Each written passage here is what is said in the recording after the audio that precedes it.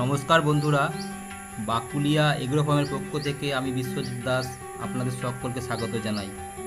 তো বন্ধুরা, চিন্তা কিসের থাকলে ঘাস, বর্ষা হোক না 12 মাস। তো ছাগল ফার্ম করতে গেলে আপনাকে ঘাস চাষ করতেই হবে।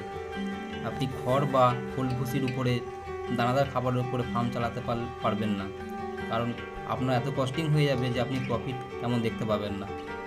তাই প্রত্যেকে ঘাস চাষ করুন, তারপর ছাগল ফার্ম করুন।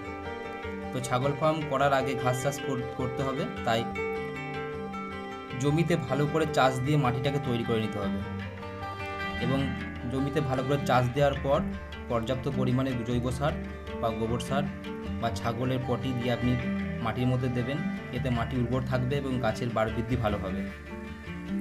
তো এইভাবেই কিন্তু আমি আমার জমিতে দিয়েছি, আপনারাও দিতে পারেন।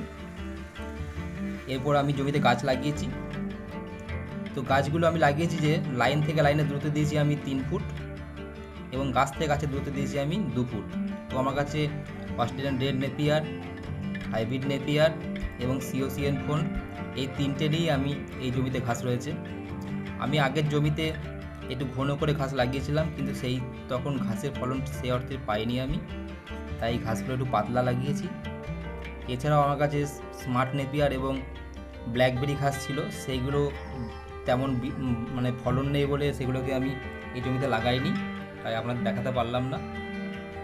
তো এইভাবে ঘাস লাগান এবং ঘাসের প্রচুর ফলন পান এবং সারা বছর, শীত গ্রীষ্ম বর্ষা সারা বছর আপনি ছাগলকে ঘাস খাওয়াতে পারবেন, কারণ ছাগল তৃণভোজ প্রাণী, এদের কিন্তু প্রধান খাবার ঘাস। ঘাস আপনাকে দিতেই হবে। তাই আপনি নিজের ফার্মে যদি ঘাস চাষ করে থাকেন, তাহলে কিন্তু ছাগল পালন করতে আপনার কোনো অসুবিধা হবে না। তো আমি কিন্তু এইভাবেই কিন্তু ঘাস লাগিয়েছি, তাই আপনাদের সঙ্গে শেয়ার করলাম। তো বন্ধুরা, এই আমার ঘাসের জমি। তো আজকের ভিডিওতে আপনাদের এইটুকুই তথ্য দেওয়ার ছিল।